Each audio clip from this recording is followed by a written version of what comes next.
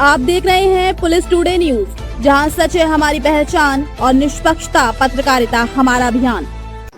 नमस्कार, मैं अंजना और आप देख रहे हैं पुलिस टुडे न्यूज। आइए रुक करते हैं आज की ताजा खबर पर। लोग लिख रहे हैं क्या मोदी सरकार के लिए गुप्तरोग की तरह तो ये बोल नहीं पा रहे हैं। देखिए, जितना डॉलर ऊपर जाएगा और रुपया नीचे जाएगा, साधारण भाषा में यही है कि उतनी चाय महंगी हो जाएगी। याद करो, जब 40 रुपए 50 रुपए डॉलर रहा होगा तो चाय की कीमत क्या रही होगी। आज मैनपुरी में भी 15-20 रुपए की चाय मिल रही होगी। तो सोचिए, डॉलर जब ऊपर जाएगा तो आपकी चाय महंगी हो जाएगी। डीजल पेट्रोल की कीमत कहाँ पहुंचा दी। जो लोग कहते थे गैस सिलेंडर गरीबों को फ्री देंगे, हर दूसरे तीसरे दिन आप देखते हैं कभी डीजल की कीमत बढ़ जाती, पेट्रोल की कीमत बढ़ जाती, अब गैस सिलेंडर की कीमत बढ़ रही है। खाद दे नहीं पा रहे हैं लोग। खाद के लिए किसानों को कागज लेकर के जाना पड़ रहा है, तब कहीं जाकर के 2 बोरी मिल रहा है, और 2 बोरी भी उसमें चोरी हो रही है। स्मार्ट सिटी बनाने वालों ने स्मार्ट मीटर लगाए थे। हम बधाई देना चाहते हैं गरीबों को, किसानों को, उन्होंने स्मार्ट मीटर उठा के फेंक दिए। तो एक तरफ जहां महंगाई बढ़ रही है, भ्रष्टाचार बढ़ रहा है, इनके मंत्री लोग बेईमानी कर रहे हैं। अभी सुना होगा एक मंत्री जी का विभाग हटाया गया, उन्हें हाफ कर दिया गया है। और मैं आपको यकीन ये दिलाता हूं, इनके कई विधायकों की टिकट साफ हो जाएगी। अभी तो मंत्री पद हाफ हुआ है, आने वाले समय में देखना टिकट साफ हो जाएगी। तो सोचिए, जिनके पास जनता के पास जाने के लिए कोई मुद्दा ना हो तो वो इसी तरह जनता को गुमराह करेंगे। परिवर्तन ये देश में 2027 की राजनीति बहुत अहम रखती है। ऐसे में ओवैसी बहराइच से 14 तारीख से अपना चुनाव भी आगाज करने जा रहे हैं। बंगाल का चुनाव आपने देखा, और आपने देखा कि आदरणीय ममता दीदी पर मुकदमा दर्ज हो रहा है। हमारे मुख्यमंत्री अपने गंभीर धाराओं के मुकदमे वापस लेते हैं, लेकिन बीजेपी की सरकार बनने के बाद एक लोकप्रिय मुख्यमंत्री पर मुकदमे दर्ज करा रही है। इससे ज्यादा खतरनाक काम लोकतंत्र में क्या हो सकता है। ये लोकतंत्र को खतरा है। और मैं आपको याद दिला दूं, जिस तरह से इन्होंने रामपुर का चुनाव जीता, फैजाबाद का बाई इलेक्शन जीता, कुंदरकी का चुनाव जीता, अंबेडकर नगर में बाई इलेक्शन जीता, कानपुर बेईमानी करना चाहते थे, करहल में बेईमानी करना चाहते थे। मैं केवल बंगाल के चुनाव के बाद ये कहना चाहता हूँ, यूपी का चुनाव आखिरी चुनाव होगा जो देश का चुनाव होगा अगर बीजेपी जीत गई। बंगाल से लेकर चुनाव को लेकर एक बात कहना चाह रहा हूँ कि अभी राहुल गांधी ने और महागठबंधन की 8 तारीख को मीटिंग हुई थी, जिसमें राहुल गांधी ने कहा था कि टीएमसी से उनके बहुत अच्छी मित्रता है और उन्होंने बताया था वो जीत के लिए अस्वस्थ थे। मगर वहीं राहुल ने बोला था आप सपना देख रहे हैं, जैसे कि महाराष्ट्र हुआ, गुजरात हुआ और हरियाणा जैसी जगह में वो पहले भी अदा कर चुके थे, वो देख चुके हैं। अभी देखिए, मैं इंडिया गठबंधन और कांग्रेस किसी पर बहस नहीं करना चाहता हूँ। सच्चाई ये है कि विपक्ष एक रहे, इंडिया गठबंधन एक रहे, तो बीजेपी को हराया जा सकता है। कांग्रेस के प्रभारी हैं अविनाश पांडे, वो कह रहे हैं सभी सीटों में हमारा चुनाव लड़ने में सक्षम है। तो ये तो अच्छा कह रहे हैं कि 403 में वो तैयारी कर रहे हैं, 403 में हम तैयारी कर रहे हैं। तो 403 कितना हो गया? 806 विधानसभाओं की तैयारी हो रही है। इसका मतलब इंडिया गठबंधन डबल तैयारी कर रहा है बीजेपी को हराने के लिए। सर, मैनपुरी में प्रेस क्लब के लिए तैयारी बहुत दिन से की गई, उसका अवैध कब्जा था, सभी पत्रकार साथियों ने मिलकर उसको मुझे सुनने में आया है पूरे उत्तर प्रदेश में भारतीय जनता पार्टी जमीनें कब्जा कर रही है।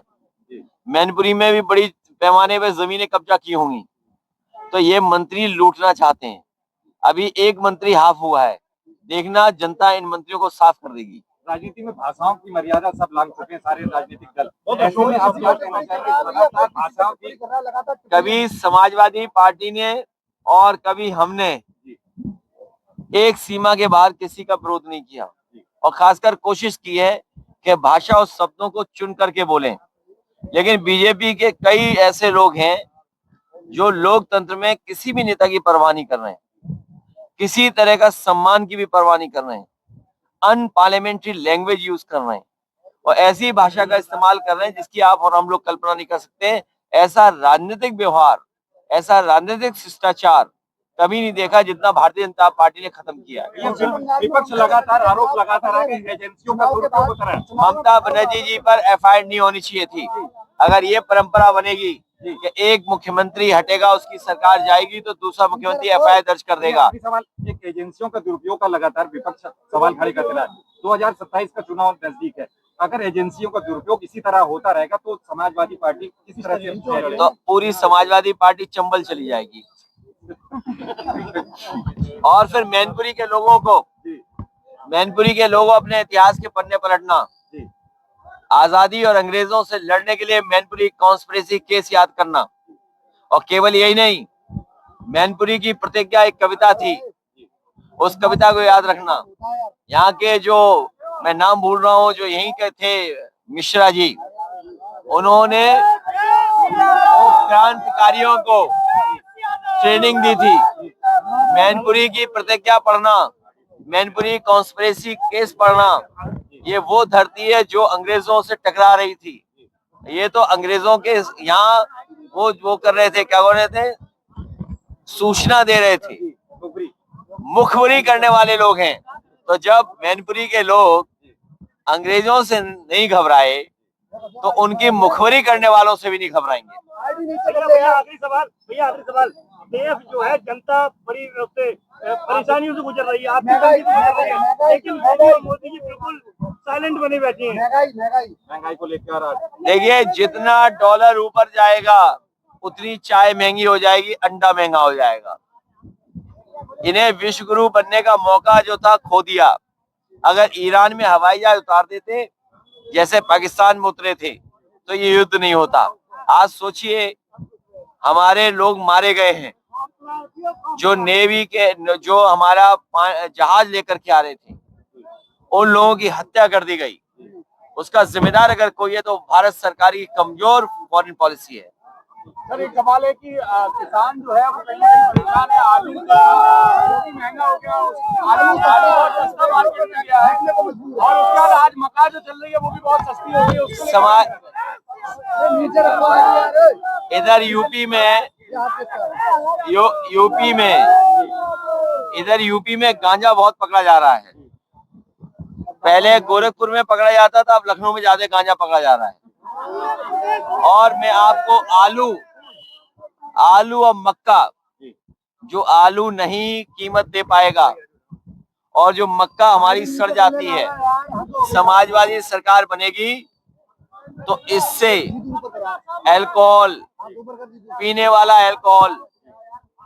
वाला जो अल्कोहल है वो बनाने का प्लांट लगाएंगे हम लोग। चाहे कन्नौज में लगाना पड़े, चाहे मैनपुरी में लगाना पड़े, चाहे हमें कन्नौज और मैनपुरी के बीच में लगाना पड़े, जिससे फर्रुखाबाद, कानपुर देहात, कन्नौज, आपका एटा, फिरोजाबाद और आसपास का इलाका जो है, कभी कभी मक्का की कीमत नहीं मिलती, कभी कभी आलू सड़ जाता है, उसकी वजह से पीने वाला अल्कोहल बनाएंगे जिससे स्वास्थ्य खराब ना हो किसी का। फिर मिलते हैं एक ऐसी ही बड़ी और ताजा खबर के साथ। तब तक ले नमस्कार और देखते रहिए पुलिस टुडे न्यूज। अगर आपको ये वीडियो पसंद आई हो तो लाइक करें व शेयर करें। ऐसे लेटेस्ट और ताजा खबरें जानने के लिए हमारे चैनल को सब्सक्राइब करना ना भूलें। धन्यवाद।